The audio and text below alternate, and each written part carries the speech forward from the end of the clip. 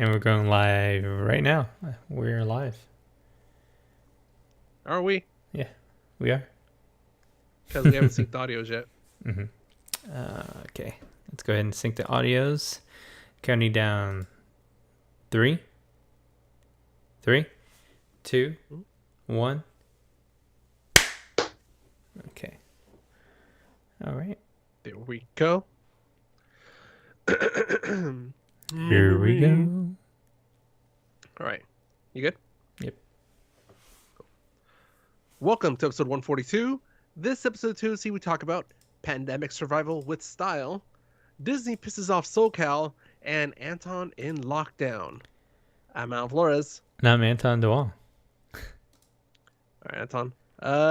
So what's the COVID update? You showed me a little screenshot yesterday. Yeah, so last week, everything was normal. Everything was fine. Just a regular work week. And then all of a sudden, out of nowhere, we find out that someone at my workplace has COVID positive. Again? Yeah. But this time, this person has been, walking around work and going through, hallways and going into our office and kind of going everywhere. Yeah. Yeah. Because last time it was just the well, not just, but it was restricted to the warehouse area only, right? Mm-hmm, mm-hmm. And the thing is that this person came into our room, and the good thing is, like, I was at least 6 feet or more away from this person. I don't really do a whole lot of interaction with this person, but it just seems like, they had You did have exposure. Yeah, I did have exposure. So I had to quarantine myself the next day, which is Friday. So throughout the weekend, I've been sleeping in a different room. I'm trying to help out as much as I can with my wife, so she doesn't have to do everything. And I know that it's a lot of work for her. But anyways, I went ahead and went yesterday to one of the urgent cares to do a COVID testing. And it came out negative, which is good. But I'm not so sure when it would be. I calculated. I saw that person on a Wednesday. So I was thinking, like, the 5th day would be probably Sunday. So I went ahead and did that yesterday. So anyways, I don't feel anything. And usually, like, a lot of people who have COVID, it's different for everybody, I guess. And sometimes it can come 10 days later. Yeah. Which is crazy. Yeah.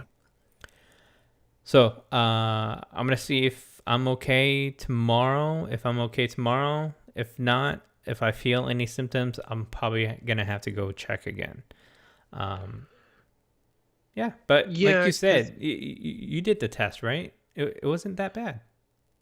No, they did the brain picker, right? Yeah, the brain picker. It wasn't that bad. Did they do the back of the throat also?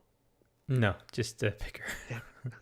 Yeah, but it's weird. Like you see the videos and what the test is gonna be like, and you're like, oh, that's terrible. It's all the way back there. But like, oh, okay, it's not that bad. It's uncomfortable, but it's not that bad. Mm-hmm. Mm-hmm. And then also one of my coworkers that usually work in a department that's right next to that person, he also tested on Saturday, but it came out negative, which is a good thing. He did the PCR test, which takes anywhere from 24 to, a day to 3 days, which is probably the one that you got. I did the rapid tests, which is very, very 50-50. And the reason why is because I think it's only an antigen test to basically see if your bodies are start fighting it. Yeah.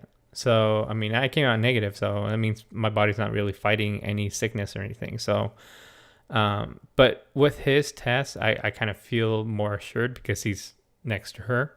But who knows? Yeah. Everybody's body's different.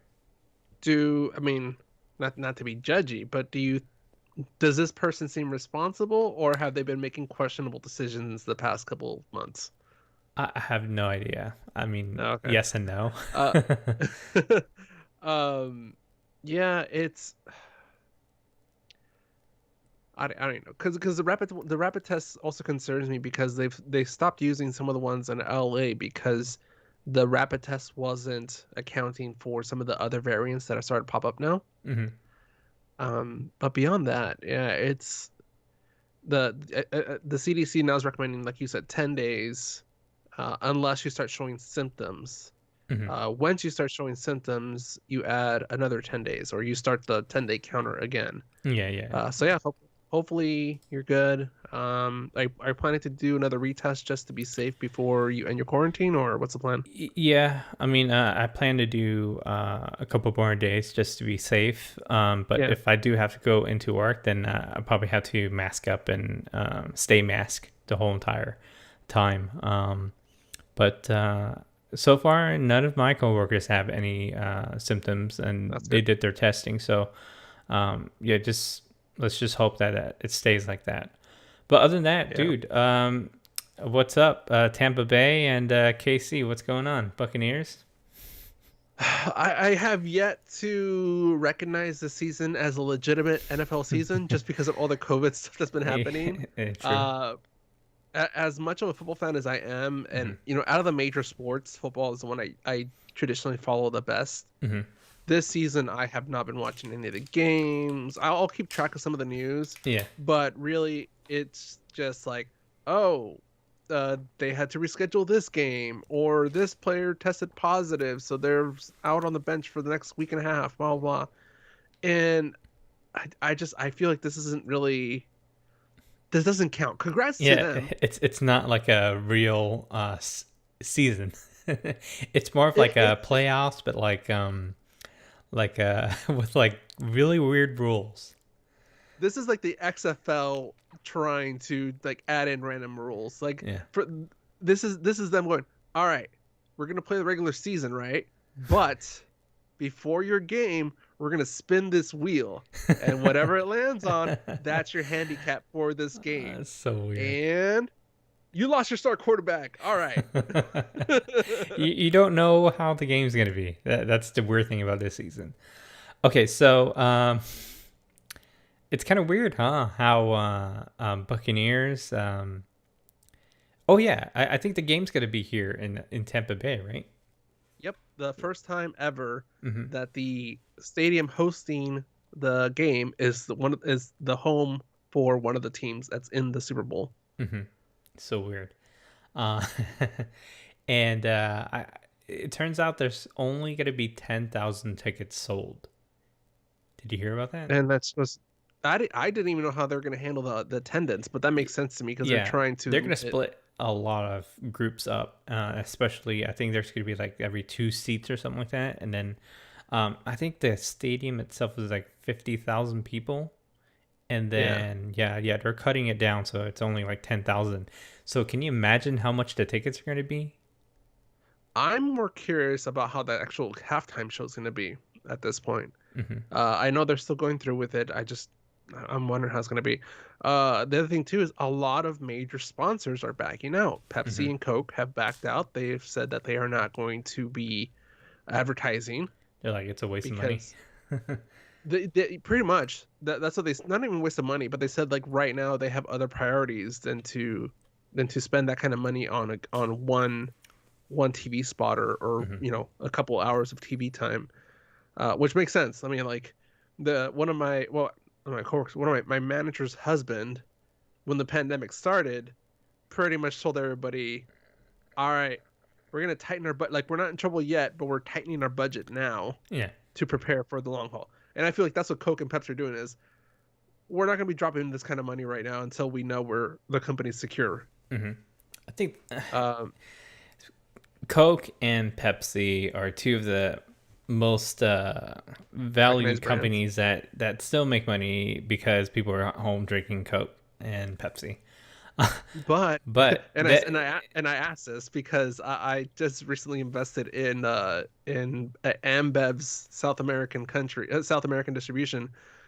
I think a lot of it too is their spout and drink marketing or business part is not doing as well because there isn't these restaurants ordering a bunch of syrup boxes and Mm-hmm. resupplying their True. fountain system True. because there's no indoor seating. There's no free refills. Mm-hmm.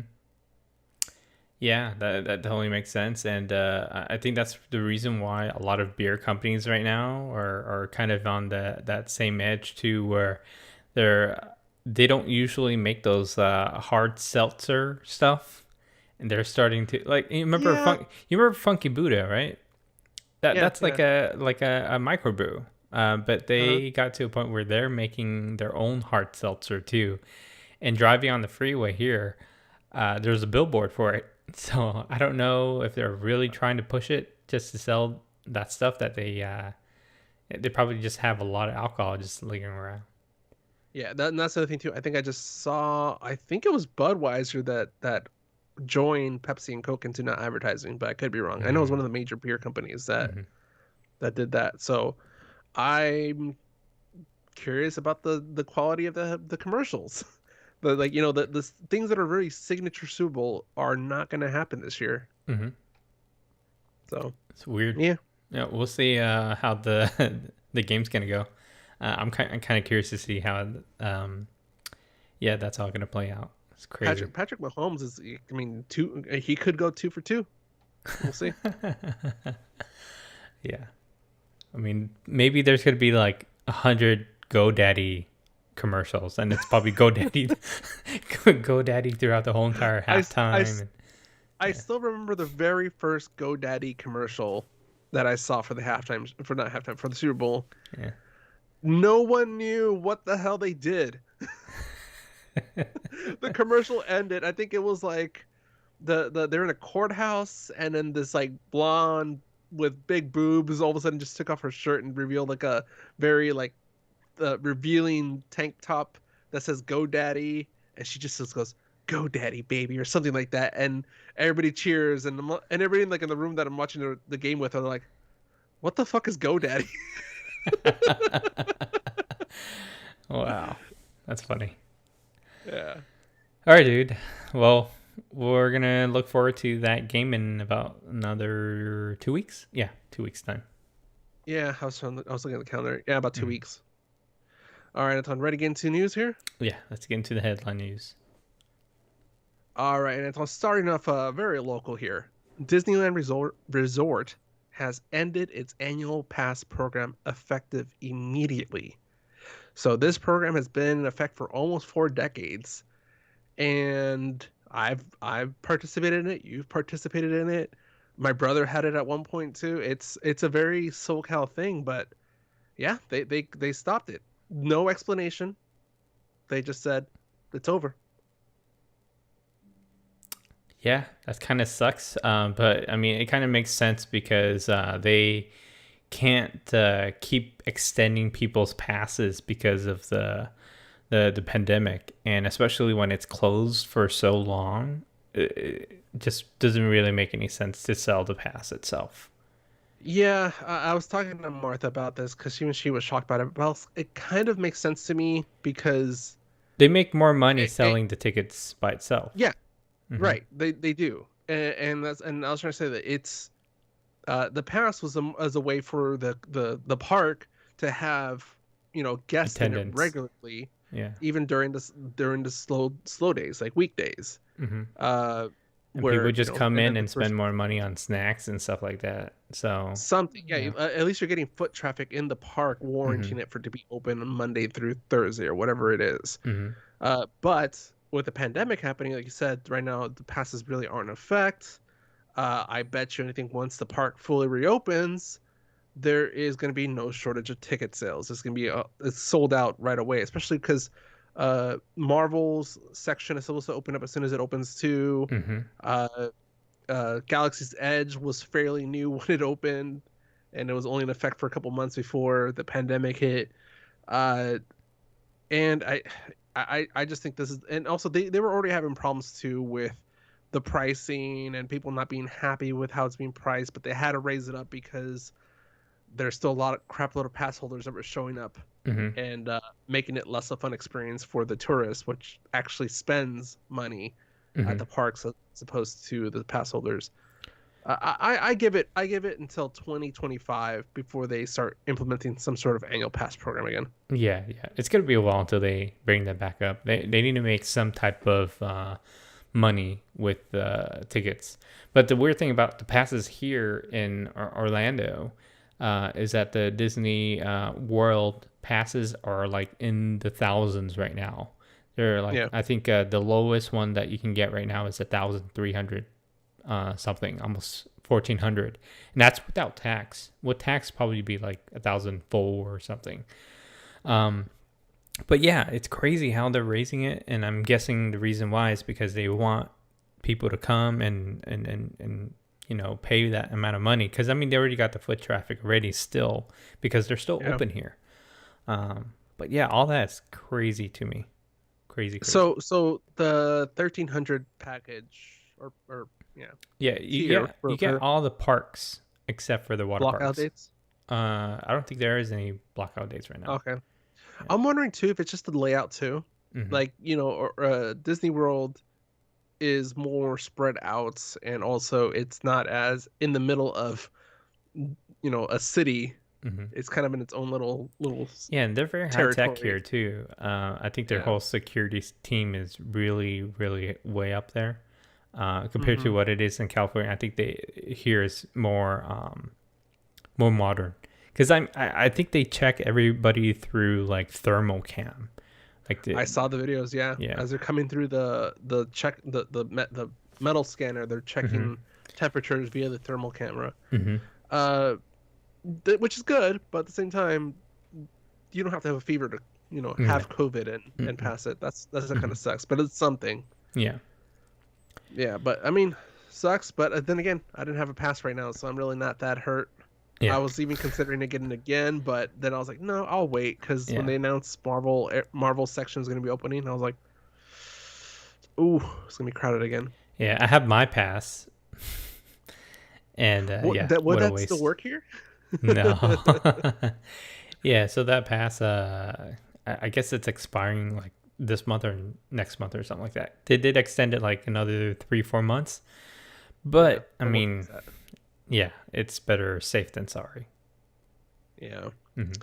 Oh well, end of an era, at least for now. Hmm. Speaking of eras, Xbox Live, who's had its membership price for $60 a year for years now, Hmm.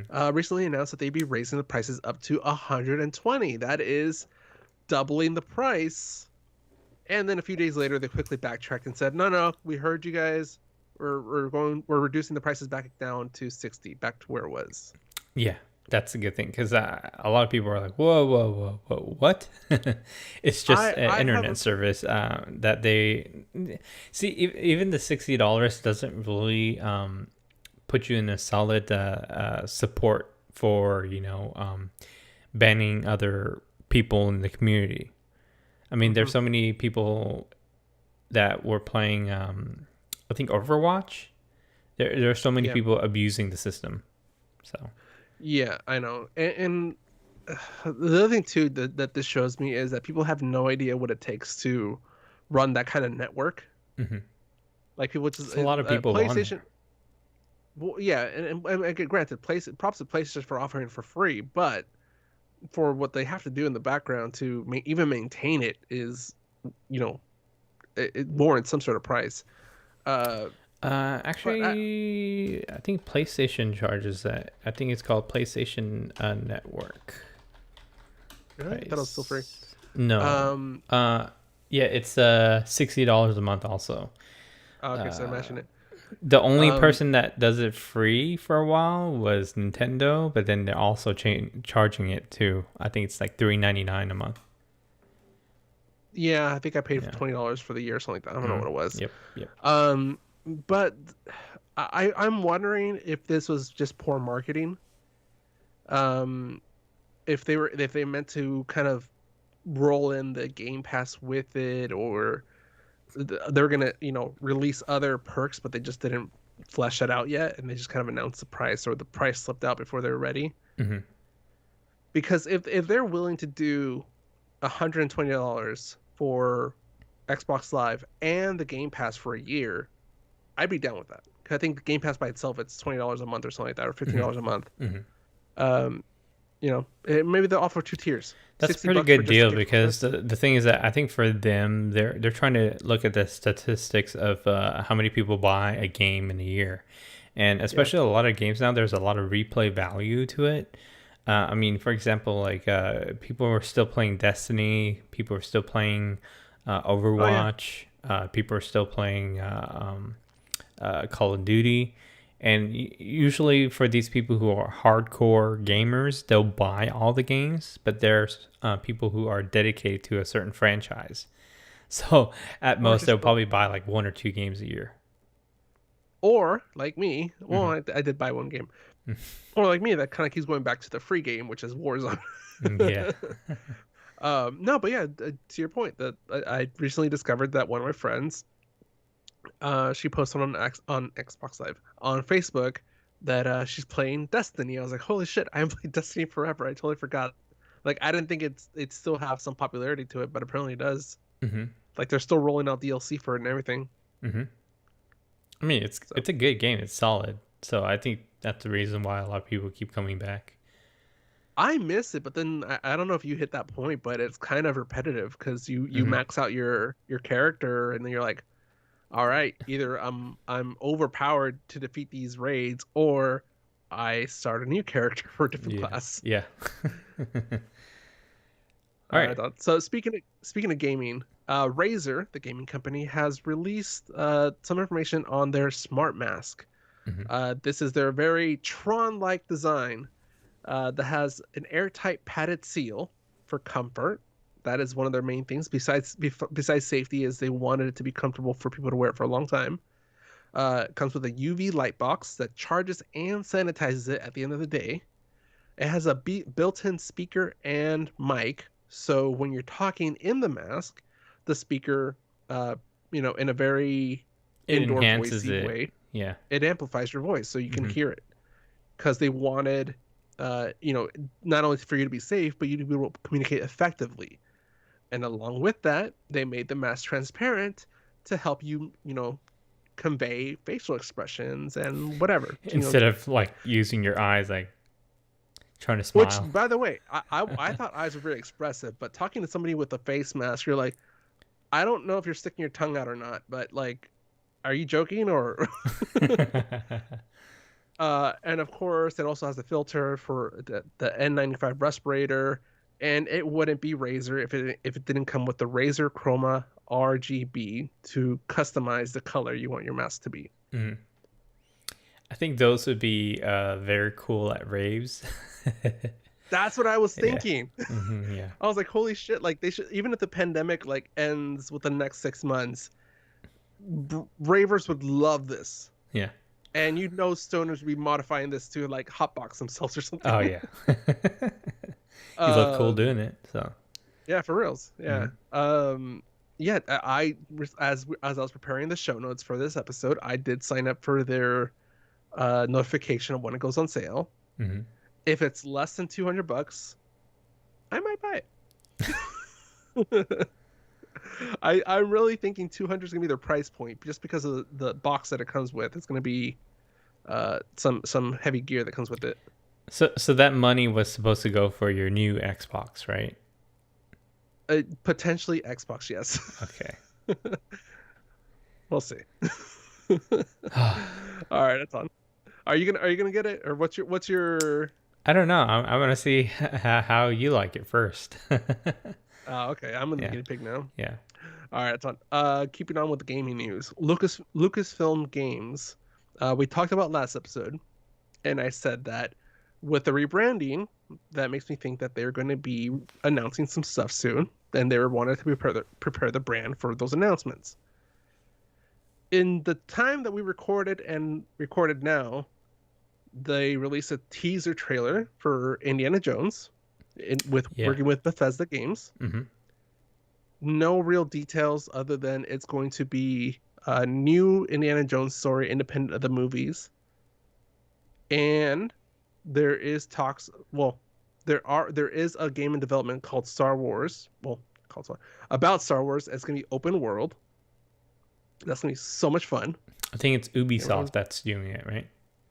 Ubisoft with Lucasfilm Games. Yeah. Sorry, Lucasfilm. And there's rumor that they're already working on Battlefront 3, and they should be announcing it soon. Hmm. So See, I a lot love the of Battlefront games, but just no time to play. It's good. I like it, but I I love the non-Star Wars Battlefront games. I think I saw that Battlefront 6 is supposed to be kind of the same themes or kind of touch back to Battlefront 3, which is the one I first played for the 360, I believe. That one I'm looking forward to because it's just so skinned down first person shooter, and it's so satisfying. looks like connection. Okay, we're we're good. You're We had good? a little All right. hiccup there, but we're good. Good job, Okay. engineer. All right. So what's up with Hogwarts Legacy? I heard All right. they're delaying that. Yeah, so we talked about it, I think December, early December, something like that. Hmm. Where this is going to be an open world Hogwarts game, but yeah, like you said, it just recently was announced that it's going to be delayed until 2022. Hmm. No explanation as to why. It's just delayed. Hmm. More than likely, they'll just say COVID. Yeah, maybe. Yeah, Um, that's the yeah. go-to excuse nowadays. COVID. So, so since we're already talking about games and it's really not in any of our show notes here, um, I recently signed up for Apple One. You know Okay. about the subscription, right? Yes. Yeah.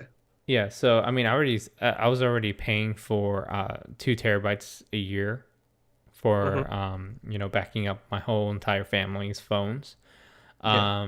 And I think that was like $15 or something like that a month. And then I was Mm-hmm. also paying no, that was $10 a month. And then I was also paying $15 for Apple Music.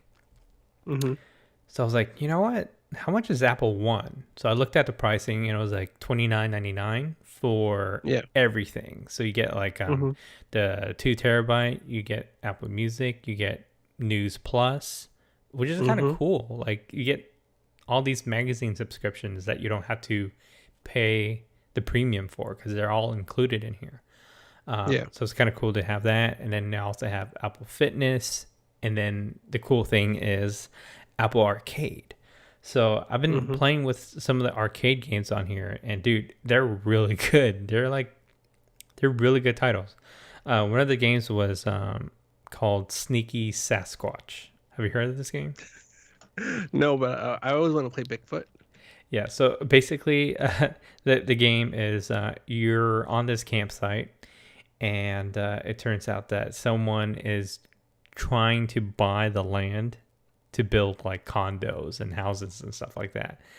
Those So bitches. yeah, so the park ranger is like, "Oh my god, uh, how can we stop this from happening?" And the guy's too rich; he's already buying the land soon, doing Yeah. paperwork.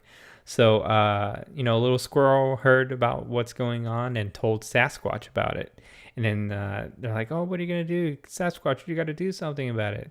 So then, you're this Sasquatch that lives in this campsite, and none of the park rangers like you because you're always scaring people off.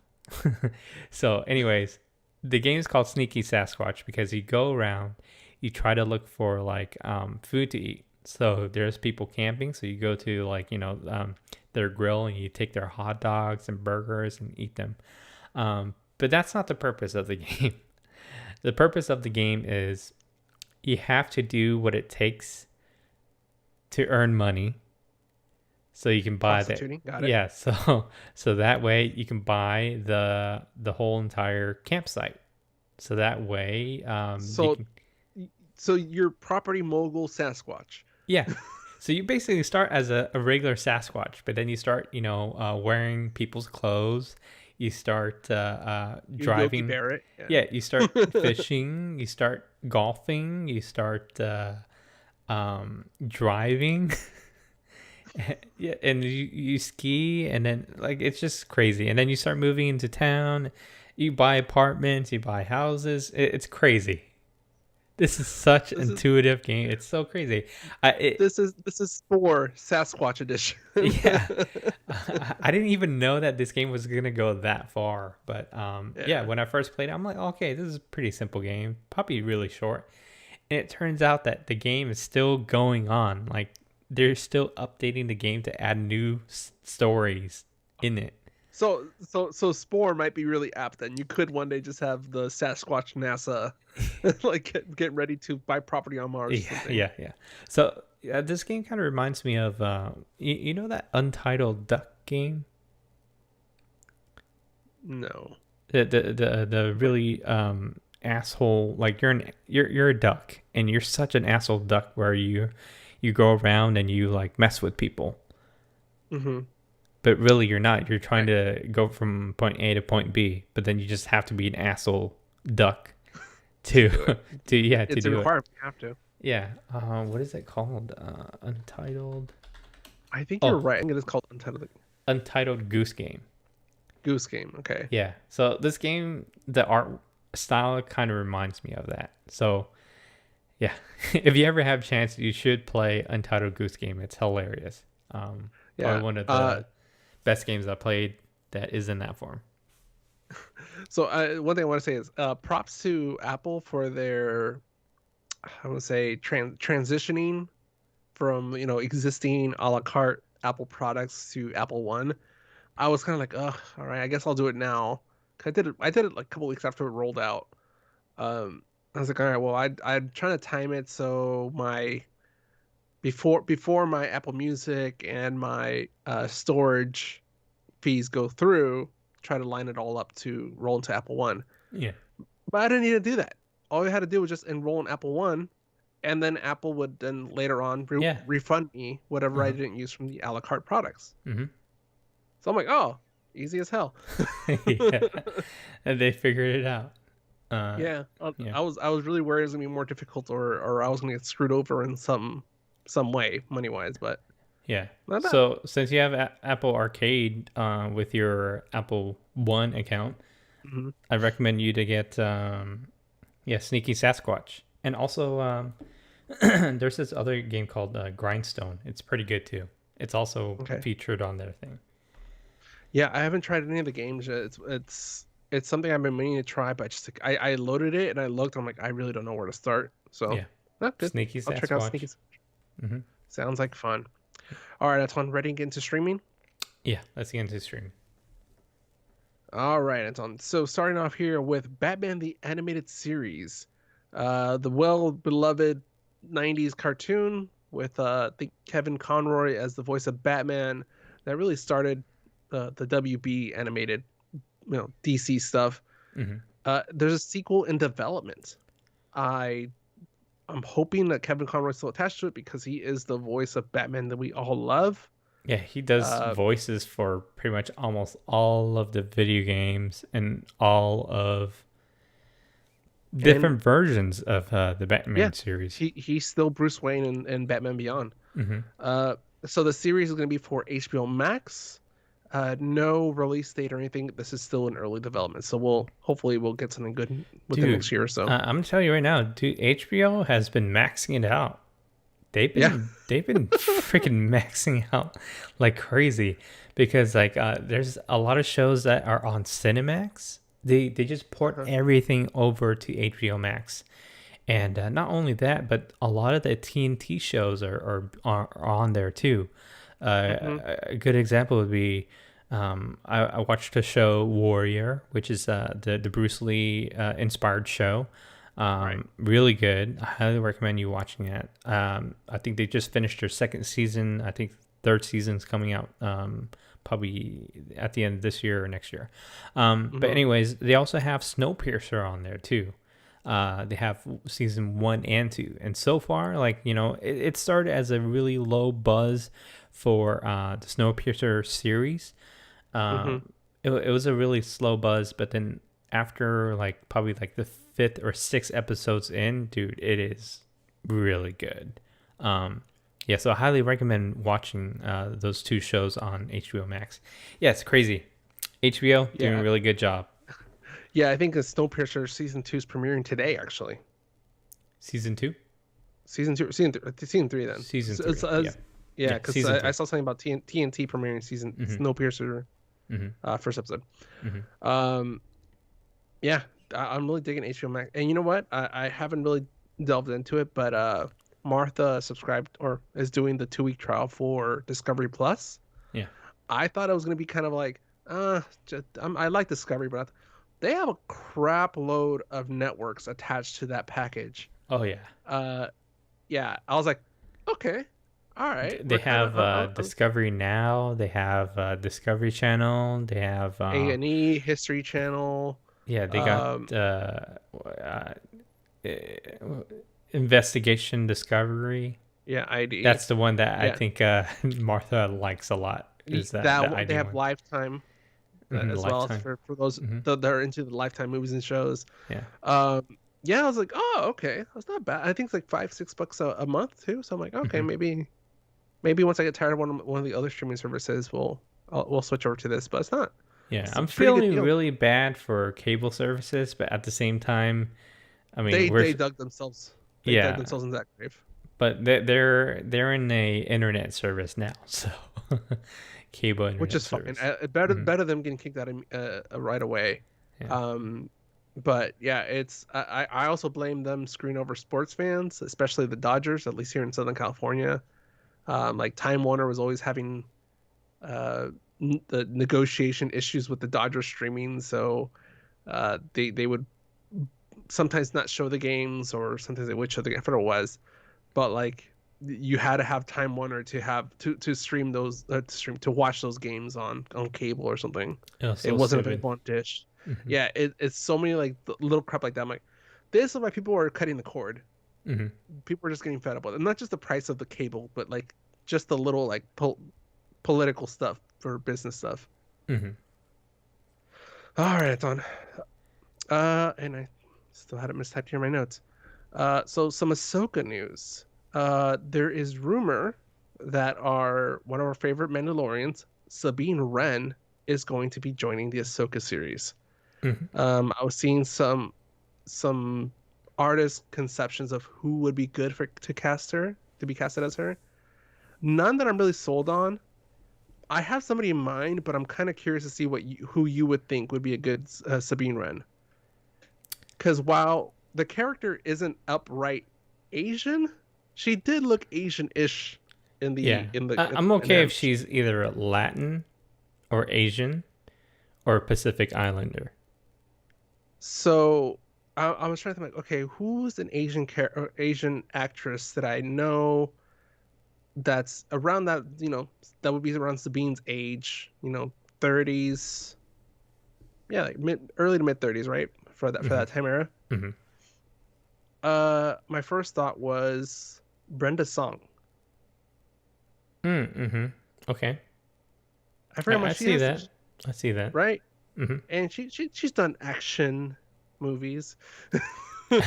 I think she's Her- just trying to find that breakout role because every time she gets a role, it's something serious. But and she's good doing it too, but she just doesn't get enough exposure.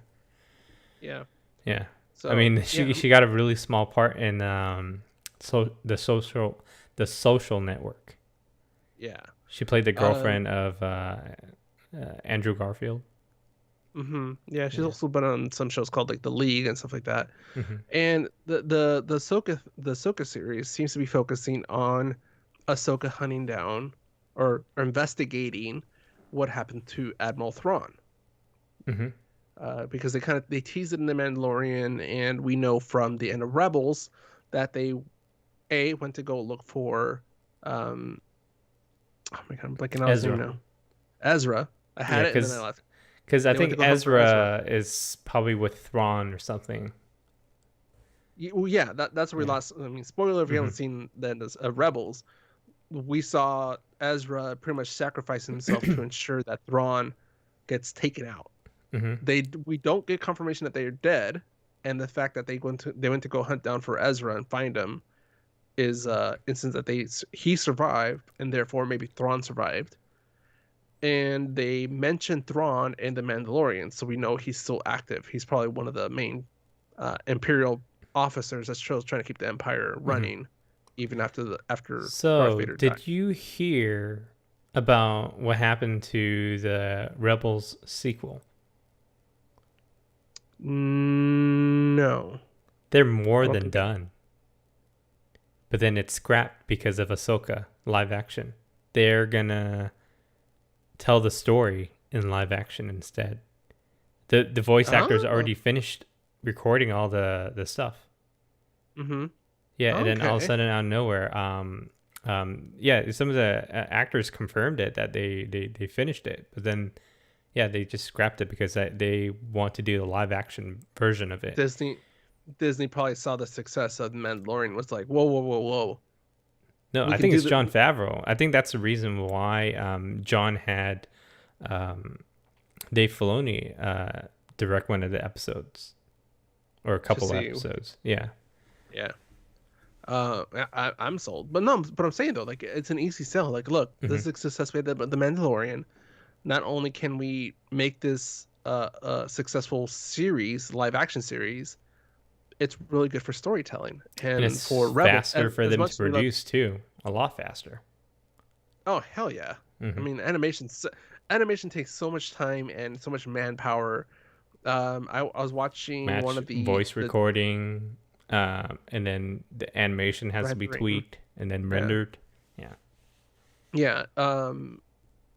Directing is a pain in the ass too because you're directing multiple different scenes at the same time. Hmm. Um, but no, so I was watching one of I forgot which one it was. I think it was the Frozen documentary on Disney Plus. But literally one animator was focusing on this one 10-second scene of Elsa running up a cliff and then kind of like creating kind of a Iceman, this luge and Hmm. sliding up, whatever. Hmm. She said she worked for it for months and she was happy the way it looked on screen. And I'm all, holy shit, if a movie is 2 hours long, how many animators do they have to have for each little scene? A lot. Yeah. Yeah. It's crazy. Yeah. Yeah. You're assigned one scene and that's what you work on the entire length of the movie and then they stitch Hmm. it all together. Yeah. It's So just yeah, crazy though. Like they're done with the show, but it's just gonna come out in a different form. Crazy, crazy, crazy, crazy. yeah. Yeah, so I'm excited for Ahsoka now more than ever. Hmm. But yeah, I'm curious to see what the casting's gonna be like. All right, Anton. What's up with the Bling Empire? The Bling Bling. So it looks like a lot of these Asian type of reality TV shows are coming up. We got House of Hose, which I talked to you about last week, or Yeah, the previous I still episode. love it. Yeah. Yeah, so rich Vietnamese people in Houston was the House of Hose. Now we got Bling Empire, which is really crazy rich Asian people in Los Angeles. And yeah, so Bling Empire is a reality TV show that focuses around some really ridiculously rich people. Like we're talking about not millionaires, billionaires, and their kids who inherited their own money. Um, and I guess a lot of the kids basically aren't billionaires themselves. They're millionaires because of their parents' money. But it's kind of interesting because the main guy, he's like a nobody. He has no money. Mm-hmm. When he came to LA, he just randomly bumped into this guy who became his friend.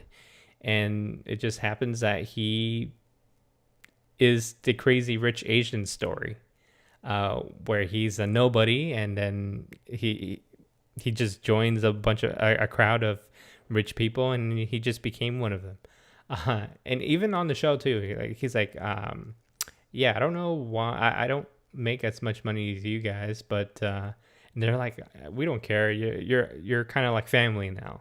So it's kind of cool. Like you got people that are in the oil industry, the building industry, the shipping industry, and Mm-hmm. there's this lady that does like plastic surgery. There's um, there's arms dealer, which is crazy. um, Like yeah, legit arms yeah, dealer. dude, legit arms dealer, yeah, So and okay, so more like Stark or Hammer Tech yeah, uh yeah. than freaking cartels. Yeah.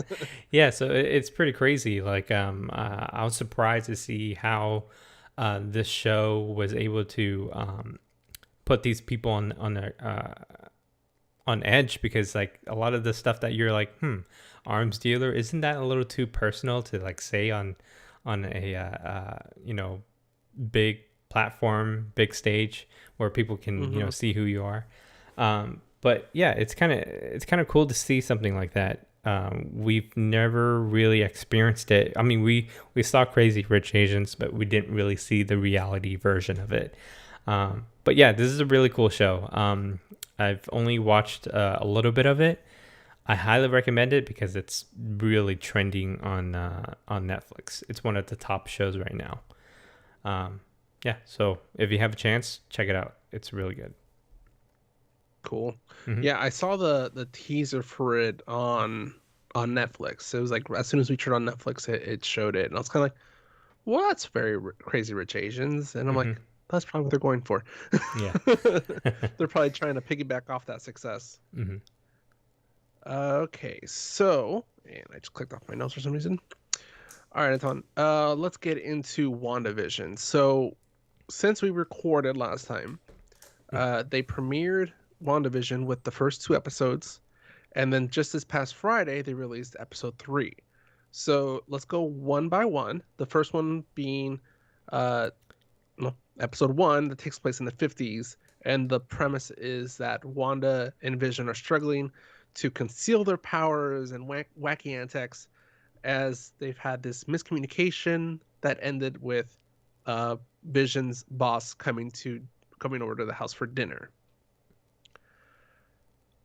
I love this, not just because it's Marvel, but because as somebody that used to watch Nick at Night, Hmm. Like even after it's I Love separated from Nickelodeon, Lucy. this Was no, it? this is this is Dick Van Dyke, and even I recognize the living room set. Um, and I was waiting for Vision to do the intro gag where Dick Van Dyke trips and does a flip over the ottoman. I'm sad Uh-huh. that they didn't do it, but I'm sure that's probably insurance reasons why they didn't want Yeah. Paul Bettany or somebody else to do Hmm. that. Um, but yeah, so walking through it, the first scene or this first part of the episode, they're setting up the miscommunication, which is they see a little heart on the calendar, and they both don't know what it represents, or they both forgot what it represents, which leads to both of them kind of playing it off like, oh, I know, but you don't know. Hmm. Yeah, it's really funny to see this type of humor, and the things that it's fun to watch something where you're familiar with the characters, you understand the characters, and the way that they did this show is they didn't really need any introduction. No, Yeah. that's why I love it. This could have been a real pilot for a 50s sitcom. Hmm. Yeah, and I think the cool thing is like they didn't have to write too crazy of a joke to make people understand what they're talking about. There are times Hmm. where they reference a lot of the jokes that are what we know, but let's say like a person must be living under a rock or something, and they watch this show for the first time. Yeah. For sure, they wouldn't get the joke at all. Uh, but I like that they have those I'll subtle pause you things there. there. Yeah. I'll pause you there, and your proof is right here. Uh, Martha, my girlfriend, her dad was watching the first two episodes. He is not a Marvel fan, but he was into it and he liked it. And I was telling Martha, I'm like, I wonder if he knows this is part of the Marvel world and is not like an actual 50s show. Yeah. But he enjoyed it, so Oh, it okay. worked. But yeah, the boss coming over for dinner is a very 50s 60s sitcom idea, and Hmm. I think that's why they chose it. But it's a good episode to introduce these characters, the world they live in, Vision's company being a generic office where nobody knows what the hell they're doing, but everybody's busy stamping and shuffling papers and walking around looking busy. It's very old TV. Mm-hmm. Mm-hmm. I really like the pace that they were going with this for the first episode. I didn't really know, but it turns out that every episode is a click up to like another century of Decade. television, a decade of television. Yeah. So I wish they hung around a lot longer. Uh, Well, yeah, but yeah, that I think they're kind of like they want to just tell the story. They don't want to linger too much. yeah, but And I uh, like the whole vibe. It's fun. Yeah. well, WandaVision is our first dip into these limited series Mm-hmm. that Marvel's doing, like She-Hulk and uh, Winter Soldier and the Falcon, or Falcon and the Winter Soldier. Mm-hmm. And Kevin Feige has been very clear that their idea is to just tell the story and nothing more. Meaning, so if it takes 6 hours to tell the story, that's all we get is 6 hours of content. Whether that's 8 episodes or 10 episodes, it just comes down to how they want to break it up to. But Mm-hmm. Mm-hmm. we're getting 6 hours per series, and whether or not they get a reboot is different. But Mm-hmm. I like that premise. It sucks because, like you said, I wish we could linger a little bit longer to kind of explore this more. But Mm-hmm. I'm glad that they're moving forward, not dragging some of these story plots out. It actually pissed off a lot of fans because the first two episodes is such a drag because they were expecting like a full More action. Marvel like blow up, but it turns out we don't get that until like the third episode. But I like it though. Like it's kind of Mm-hmm. the and I think that's why they did the first 2 episodes because they don't really tell us anything. Yeah, true. It got so many conspiracy theories about what's going on, so many things spiraling out there, and that's what Marvel and Disney want to feed off of. Because now, if somebody's kind of like, "Oh, I'll wait to watch it," now they're kind of like, "Hold on, what? I want to check this out now." Yeah, yeah. So one thing else I want to talk about there on this episode is the early days of filming.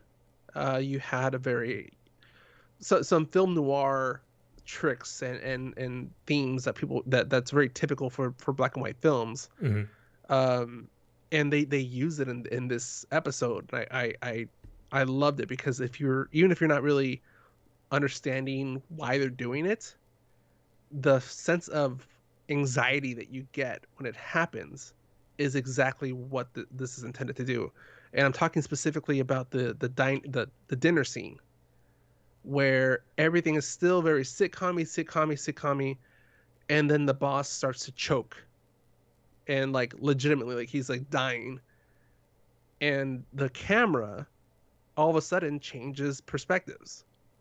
It's no longer one camera sitcom show. Now it's showing you different, not even like close-ups of their faces, but different angles to their faces. Mm-hmm. Um, the very unsettling close-up of Deborah Jo Rupp, who played Kitty on that '70s show, just laughing, and it was very, I would say, just disturbing, Yeah. and it really pulls you out of that happy-go-lucky world.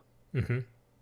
And I think this is a really good way to see how good of uh, Elizabeth Olsen's acting is because Mhm. it's so on par, and Paul Bettany too. Oh my gosh, they're Both of both them, yeah. amazing. Yeah. Yeah, I was telling Martha, I'm like, it's crazy how either how good they are with their makeup, or just how much of of the face and look that Elizabeth Olsen just has for that she fits this 50s style television so well. Like her eyes are very big and expressive. Their hair, well, yeah, they had to do her hair, but like just her facial structure feels very 50s. Mm-hmm. So really quick before I move on here, one thing I was looking up on IMDb, Paul Bettany was painted blue for this episode just because of the gradient. That the red doesn't show up as well as the blue does in the black and white filters. That's cool. And Mm-hmm. I was right that the Dick Van Dyke Show was an inspiration for the living room scene. Mm-hmm. So, whoop, whoop. All right. Would- would- Let's go on to second episode. Don't touch that dial. So this is, like you said, the next episode or the next decade. So this is the 1960s, where Wanda and Vision have to perform a magic act in front of the community talent show. It kind of reminds me of I Love Genie, like the whole vibe of the I second dream, I dream episode. of Genie. Yeah. Yeah, that definitely they're really touching on that. I think they're considering she is a witch called Scarlet Witch. Oh yeah, Bewitched. That Bewitched, show I too. Dream Yeah. of Genie kind of, yeah, that kind of style. Mm-hmm. Also, and I think they kind of did it in the first episode too. The practical effects that they would have done back in the day, they used it for this episode. So they weren't using CGI for those effects. So one of the episodes where she's in the kitchen making stuff float around, you can kind of see the strings as they're dangling around or whatever and making stuff move around. Her changing outfits, you see her kind of skip a little bit as they cut the camera and then start the camera up again. Mm-hmm. Yeah, this is again going back to the roots of filming, practical effects and at its best, and I love that they didn't try to modernize it like this episode. Mm-hmm. So we start seeing, oh, actually one thing too, the commercials for these episodes. We know they're trying to tell us something, but we don't know what. Yeah, but it's kind of interesting how each commercial has some type of branding to a company that we know of. So far we know that the first episode is Stark, second episode is Hydra, and then I think the third episode is the soap company. Gosh darn it. Oh, I know it. It's I know. Something hydration or something like that. Yeah. Which I think that's the reference to Hydra. Or maybe it's another reference because you're right. The other one did have the Hydra oh logo. no, the Hydra logo, but the person that they were referencing, the name on the watch was the guy that created Wanda and Quicksilver. Mm-hmm. Yeah. Hydra Soak. Hydra Soak. There you go. Yeah. Yeah. So, without going into too much detail about this episode, they start to tease little things, little anachronisms that we start to see. In the first one, it was Wanda. I forgot what it was. Wanda seeing somebody or seeing somebody coming out of the sewer or something like that, and then she just kind of said no. There's like just denied it, and all of a sudden it kind of reset, and they're back to 5 seconds ago, and it plays out differently. And so I think that kind of gives a sign that even though Wanda might not be completely knowledgeable about what's happening in the world around her, she doesn't want to let go of it. She's complicit in what's happening. It's so crazy. Yeah, it's kind of like watching another episode of Lost. It is, and I think that's what they want to do. Like the week to week releases. That's another thing they're getting, that Disney and Marvel are getting a lot of crap for, is the weekly releases as opposed to just doing the binge. Mm-hmm. But I like it though. It's so much. I enjoy this so much It builds more because suspense, and I think builds it suspense. yeah, and it gets more people to be more interested because people are vibing about it. People would be like, "Oh, hey, did you see last week's episode?" Yeah. Mm-hmm. Exactly. And the thing is, it kind of pressures you to kind of keep up, as opposed to when something just releases all at once. Mm-hmm. I'm one of those that tends to go, well, I'll watch it later. It's already out anyways. Yeah. And it sucks when you watch something as soon as it comes out and you're really excited about it, and you ask somebody, oh, have you checked out this and this? Oh, not yet. It's in my queue. Like Cobra Kai. I'm already all caught up. I haven't seen season 3 yet. Yeah, I'm already all caught up. I was so excited for season 3, Mm-hmm. and then I got more excited when they released it to January 2nd, 3rd, if I remember what it was. Mm-hmm. And I haven't watched it yet. So let me see here. Third episode. Okay. So third episode, this one is, and what the hell just happened to my screen? Okay. This one's now in color, so we're in the 70s, and we start to get more of a break in the universe or the world that we're in. Mm-hmm. Because we can tell some characters seem to be behaving differently. Uh, Obviously, they're either suspicious or they're conspiring behind their backs. Mm-hmm. And one, uh, Geraldine, is kind of like snapped out of whatever she's doing. Mm-hmm. Um, she mentions I feel like once somebody gets into this world, they get sucked into it. Mm-hmm. So I'm wondering if Geraldine was sent into this world to, either investigate what's going on, maybe pull Wanda and Vision out, or if she just got sucked into it and now she's forgot what her purpose was. Yeah. So from what I know is that she is Geraldine is the young girl that we see in um, Captain Marvel. She's all grown Maria up.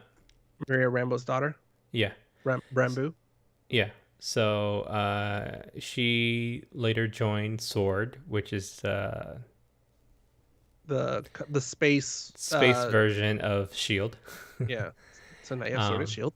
yeah. So this has something to do with like some other dimension or something that is not on Earth. So I'm guessing what's gonna happen is I think Wanda's playing with dimensions, pulling people from different times and stuff into this whole thing, and then pulling I other. Yeah, the reason why I say that is a lot of people have been speculating that X-Men is going to be introduced hmm through this series, and it right. makes a lot of sense because what happens if Wanda is opening up, like, X-Men, and the only person that is able to get her out of her crazy world that she created for herself would be like Xavier, Professor So X. let me see here. Let me see here. So I'm more on the boat of I think um she isn't the one that created this. Mm-hmm. Somebody else kind of put her into it, but things are things are so perfect for her, she doesn't want to let it go. So Mm-hmm. while she didn't create it, I think somebody else is orchestrating the world, and Wanda is just kind of feeding into it and embracing it. Yeah. Um, but the And one some thing people also said that that Stork might have something to do with it too, because they were speculating that it is that demon. I forgot the name of the demon. It's one of the characters. Gosh darn it. so oops. So one of the things I told Martha that I'm betting what's going on Oh, is Mephisto. It's Mephisto. And the reason why is because it starts to be in a bunch of different forms. And I think the reason why Mephisto is showing up in this series is because Wanda is a witch. So she's opening up portals that she's not supposed to. And I think the reason why she's opening up portals is because she's trying to get Vision back. She's so in love so with she's him that she's opening up portals. And what happens when you open portals? You have demons. yeah, and I did see that this might be connected to um Doctor Strange. what's Doctor Strange, yeah. Mm-hmm. Um, but going back to the X-Men or how it's being connected, one of the theories I did hear was that uh, while we might not get the Quicksilver we saw in Age of Ultron, this could, since she's opened up portals and other dimensions, she could bring in Evan Peters's Quicksilver from X-Men First Class, not X-Men First Class, X-Men Age of Apocalypse and Yeah, First Class. He was in there too. He wasn't for okay. Yeah, because he had Uh, to go back in time. yeah. So he Hmm. might she might bring in that Quicksilver rather than the Quicksilver we're already introduced to in the MCU. Hmm. Hmm. Yeah. That Scarlet Witch just poking holes in the multiverse. The multiverse. Hmm. Crazy. And Yeah. then So much it stuff. just happens that all the X-Men movies are connected now. Yeah. Yeah. I mean, they need to introduce X-Men. They introduce a Fantastic Four, Hmm. which introducing Mr. Fantastic for stuff that might alter the universe seems to be up his alley. So Hmm. we'll see where they go with this one. It's definitely setting up the next phase, which this is the first step into the next MCU phase Hmm. that we're experiencing. All right, Anton. Anything else about any of the first three episodes before we move on? No, I'm just excited to see what the hell is gonna happen next. Oh my god, I know. Yeah. Episode 4 coming out this Friday, and that leaves us with they have 9 episodes coming, so 5 more to go. Hmm. All right, let's go to our next segment, Anton. Movies. Okay, movies. All right, so we finally got a trailer for the most anticipated movie of this. Well, not most anticipated. One of the most anticipated movies that's coming out this year, Godzilla versus King Kong. Your thoughts on the trailer? Man, it's so friggin' awesome to finally see something like this happen. I mean, we've been teased for so long. I still remember in high school seeing, a bunch of different scripts being pitched to these companies, these studios, that they wanted to Hmm. bring Godzilla and King Kong into one single movie. Uh, Dude, And just by looking it at the was trailer, man, pants off. and they were teasing the whole Monarch thing since the first movie, I think it was. Hmm. When they mentioned Skull Island in one of the like background documents or whatever. So we knew King Kong was somewhere in there, but to finally get it, that's awesome. And to be honest, I was never really fully sold on Godzilla vs King Kong, but the trailer did hype me up, and I am a sucker for action movies that have like a guitar or not guitar, but like a rock song pumping you up. It reminds me very much of Pacific Rim. Hmm. Yeah, that's true. uh, but one thing, Anton, I don't know if you noticed this, and I might just text it to you. Um, there was something on the screen in the trailer, and people are thinking that it might be either teasing or at least introducing the idea of Mecha Godzilla. You laugh, but look at the picture. Let's see.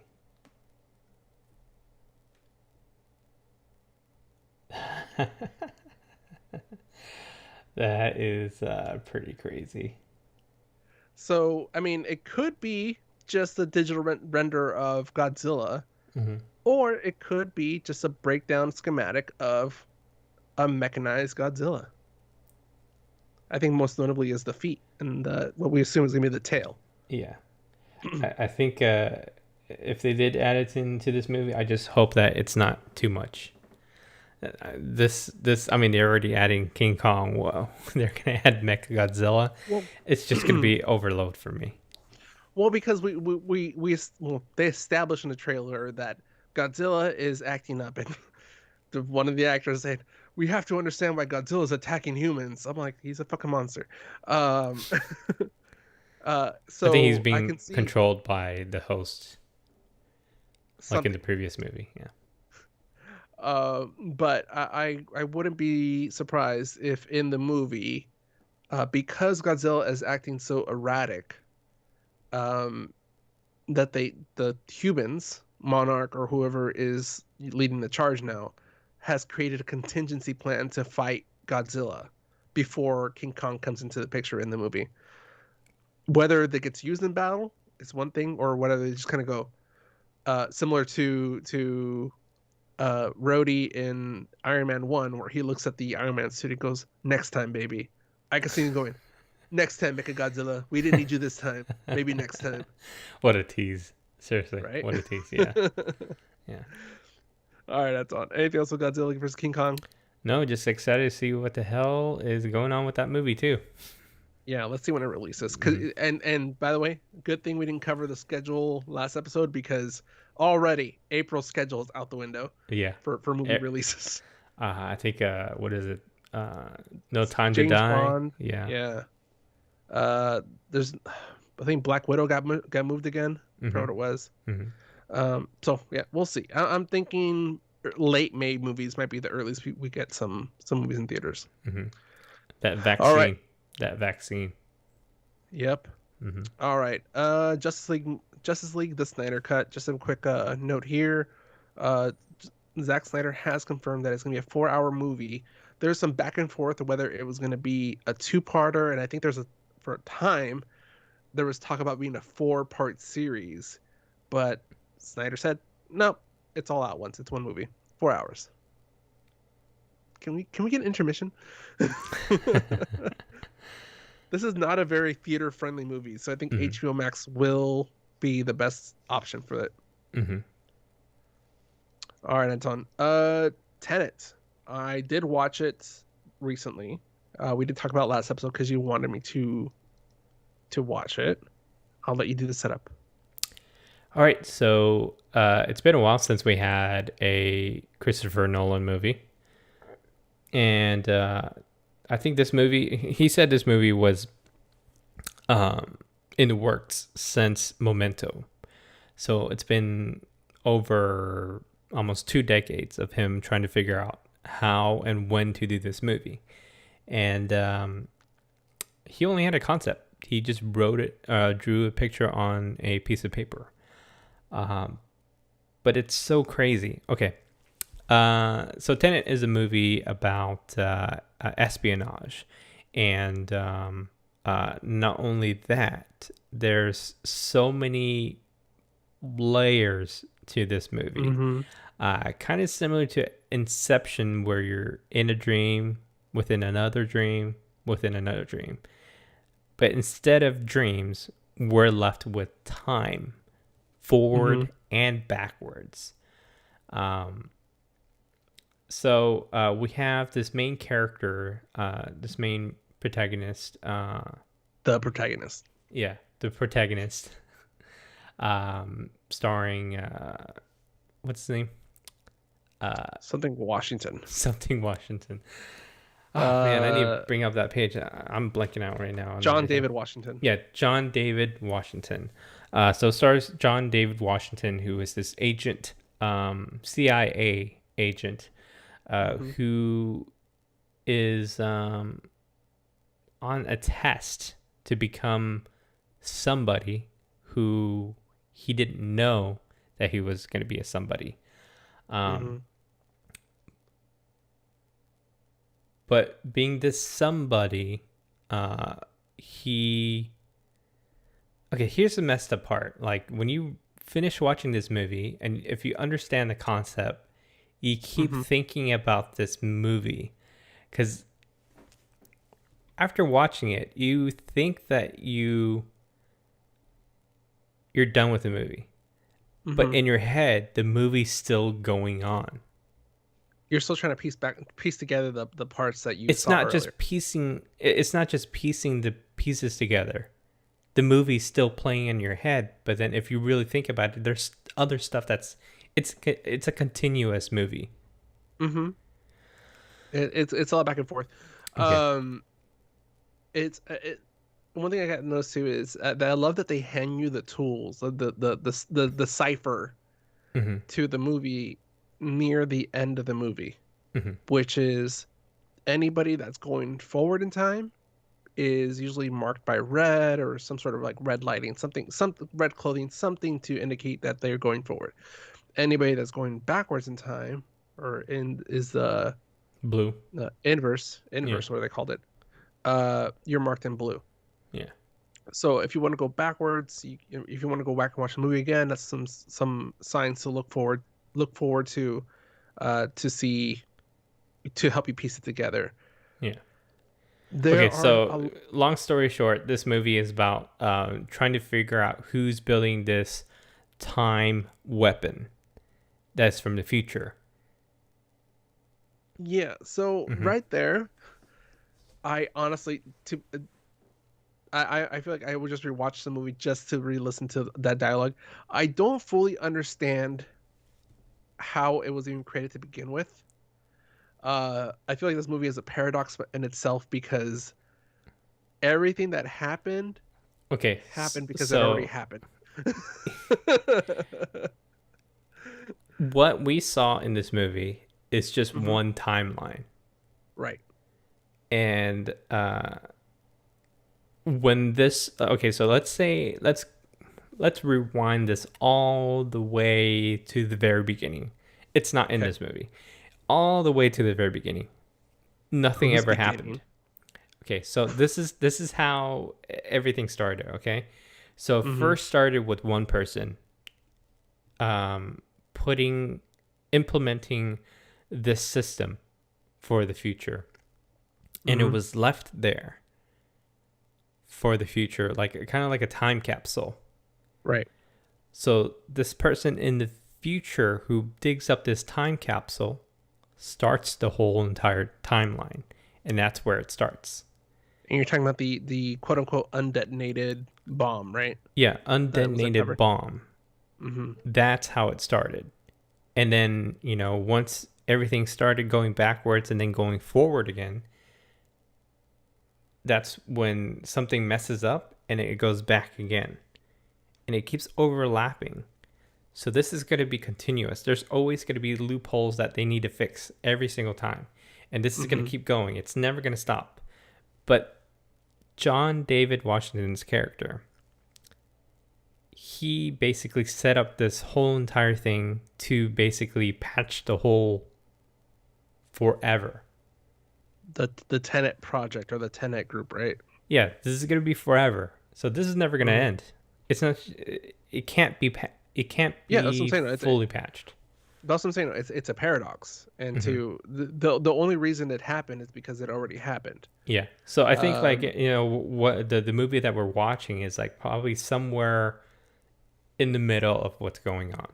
So like or right, even at the end, but there's no end. It's gonna keep going. right. No, the Hmm. right now what we're seeing is the first half. Hmm. The half we're missing is the protagonist. I mean, we kind of see him start to become the person he has to become. But really, there's more to his story where he eventually begins the Tenet group or the Tenet project, or whatever they call it. Um, that then fills those roles that we need him to fill Hmm. by, you know, playing these little bits of going back in time. Hmm. So you only watched What's this the movie once, right? Only yes, through once. Yeah. yes. So watching it once, I was able to grasp the concept of it. Were you able Uh, to like do all that, or you had to look up online or any no, of I was able that, to or grasp. talk to other No, people? I was no, I was able to grasp the concept of it. The only thing that I didn't really understand was um the the the ability to go back in time.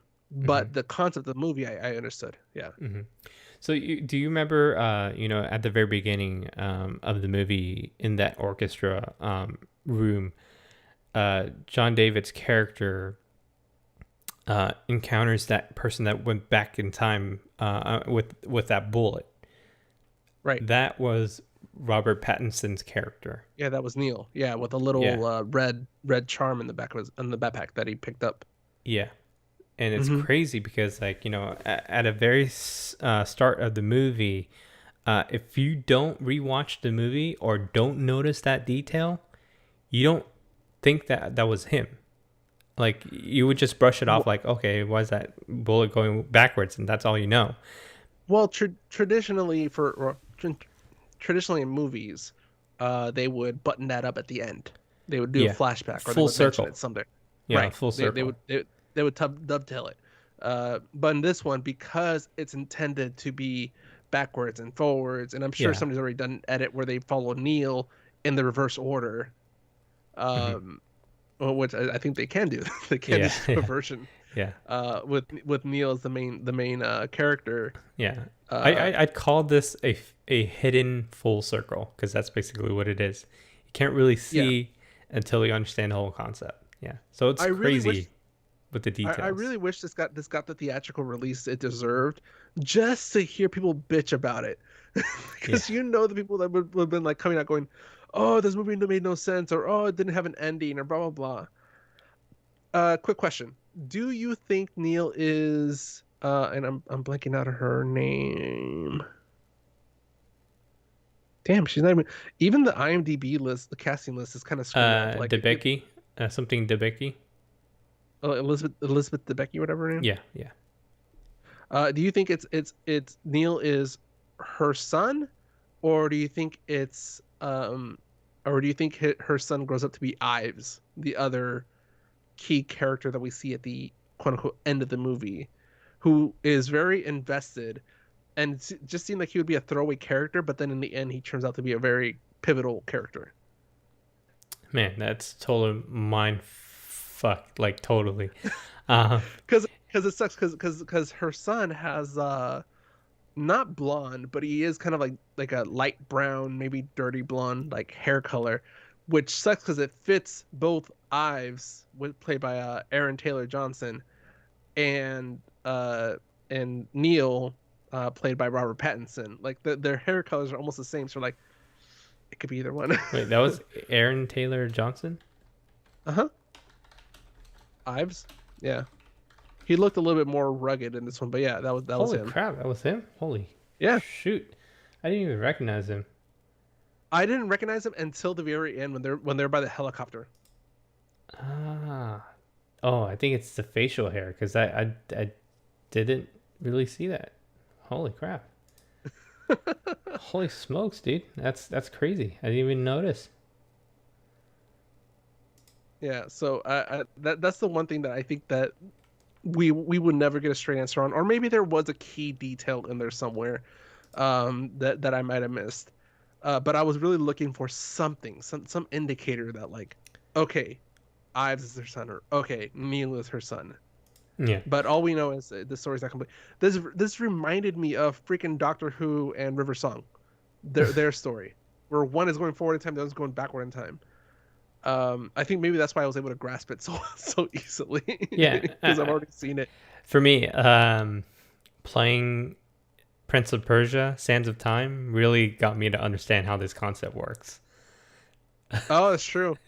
Yeah. Yeah, that's the only reason. After watching it, I'm like, man, Prince of Persia: Sands of Time. Wow. I forgot about Sands of Time. Yeah. Yeah.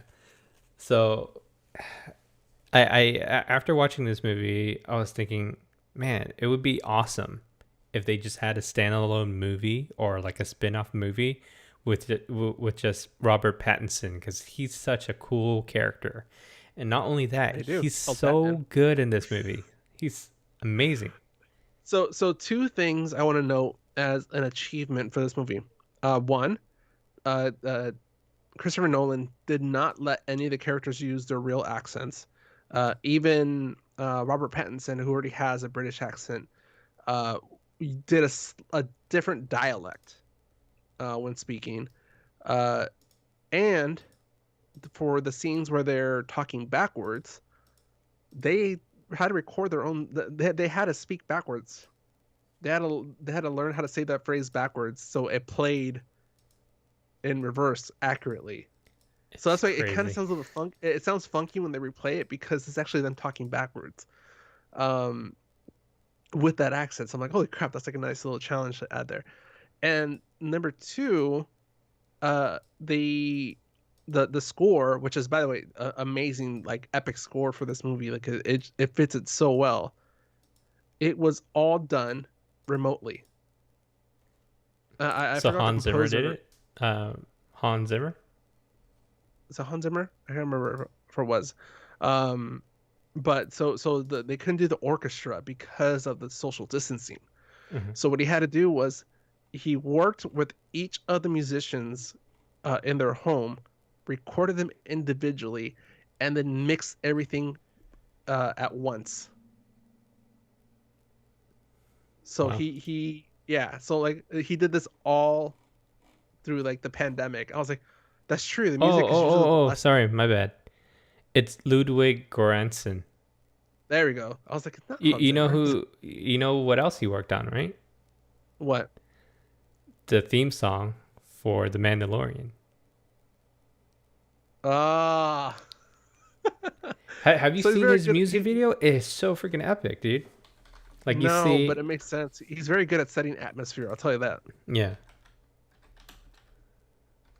And I was Granson. like, holy shit! Like not only the pain in the ass of recording each person individually, but just the work to help them set it up to make sure that the sound is captured right, that it sounds right when it's recording. Yeah, yeah. So when we're done with the episode, you should check out this music video. It's only about 3 minutes and 30 seconds, but it's so epic. Like it makes the song so much more. Like it hits you more. Yeah. All right, so Uh, I mean, this movie you got to experience it for yourself, really, to really grasp the the it mind is. fuck. It is. Yeah. And you know what? I would say spoiler warning, but at the same time, like this is such a roller coaster ride. Even if you knew what was going to happen, Hmm. experiencing the movie step by step and because every detail matters. It's a long ass movie, but every detail matters. So I give this one props. Anton, out of 5, what do you give it? I'm gonna give it a 4.8. Not perfect, but pretty close. I would have said 4.5, but then I went backwards in time and I was like, you know what? That's a mistake. I'm gonna say 4.8 as well. Okay. I inverse It's gonna be a myself. masterpiece. You know, later down the road, people are gonna be like, "Wow, what's a good movie?" And you're gonna say, you know, this is probably gonna be in the top 100 for sure. It is gonna be a textbook of storyboarding and just mapping out your story ahead of time. Hmm. Um, Although one thing I do have questions about, Hmm. in the battles, people die, right? Hmm. For the group that's inverse, um, that means that they are Going forward in time. enter and well, no, that they're inverse. So they are Going backwards. they are going into the battle the way they exited. Hmm. So and then they kind of play through the battle backwards, and then they leave through the helicopters that are coming in. What about the casualties? Like, do like as they get in the helicopters, are like, oh shit, you were on this mission? You weren't at the beginning. Oh, that's because I died. But since we're going backwards, I'm alive. Like, how Yeah. do the casualties work? See, that's the thing. Like, it keeps fixing itself. That's what Yeah, I was talking about. Even after movie, it's still going on. They're still going back to fix things. It's a so that. constant fixing. They keep But patching the holes. how do you fix somebody? Well, I guess they didn't really show them dying. They got kind of exploded into a wall that's rebuilt. Mm. See, that's the thing. Like, whatever happens, they're gonna keep going back to fix things. So it's Yeah, never ending. Like, let's say you uh, fix this, but you have to fix something else. Kind of like the this butterfly is effect, but you have to like keep fixing things. yeah.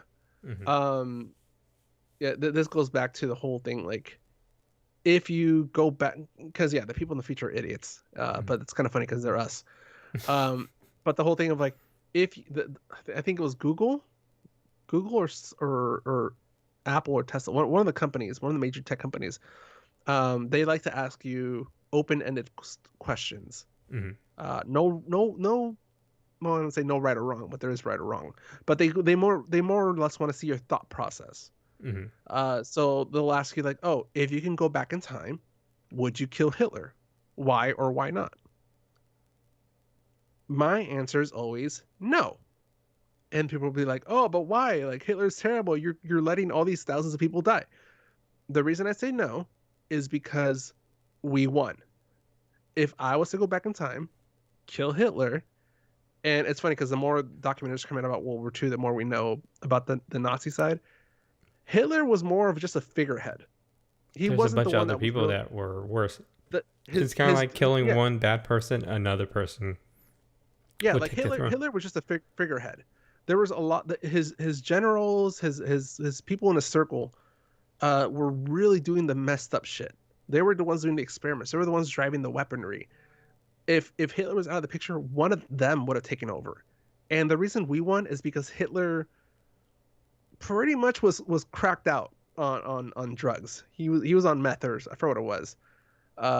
So he was kind of paranoid. He actually started killing off the people closest to him, and he just started being really, really erratic. That's how he won. So I would not go back in time and kill Hitler because we won.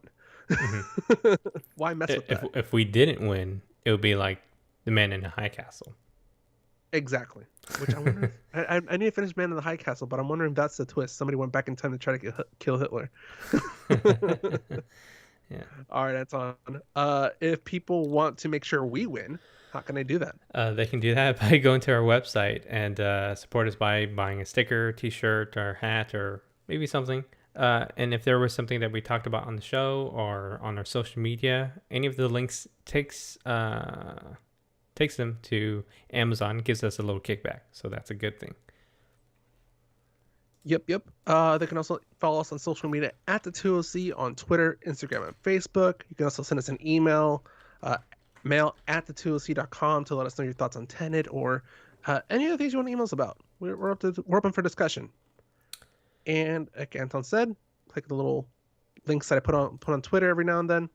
That helps us out too. Okay. And today's podcast is brought to you by Audible. Get a free audiobook download and 30-day free trial at www.audibletrial.com/the2oc. There are over 180,000 titles to choose from, and you can use it on your iPhone, Android, Kindle, or MP3 player. So, since we had a really presidential week previously, I highly recommend reading A Promised Land, Obama. He actually narrated the whole entire book, so highly recommend it. Nice.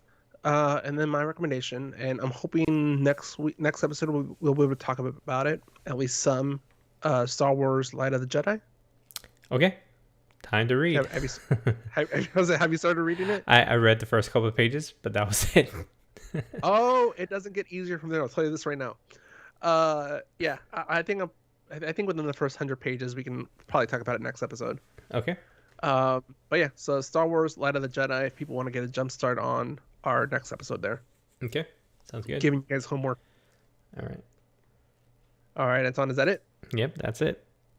All right, for the 2OC, I'm Al Flores. And I'm Anton Duong. See you guys.